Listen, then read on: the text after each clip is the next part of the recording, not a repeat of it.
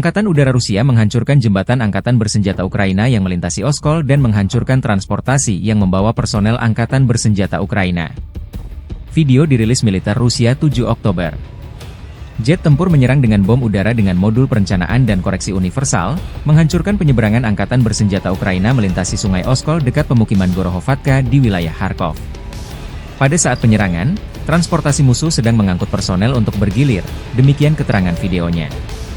Sistem pertahanan udara Rusia menembak jatuh 3 proyektil HIMARS MLRS buatan Amerika Serikat dan 68 kendaraan udara tak berawak atau drone.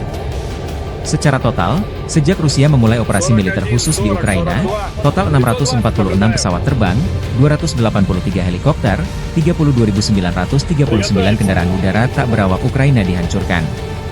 Termasuk 580 sistem rudal anti-pesawat, 18.532 tank dan kendaraan tempur lapis baja lainnya, 1.469 kendaraan tempur MLRS, 15.680 senjata artileri lapangan dan mortir, dan 26.973 unit kendaraan pendukung militer dinetralisir.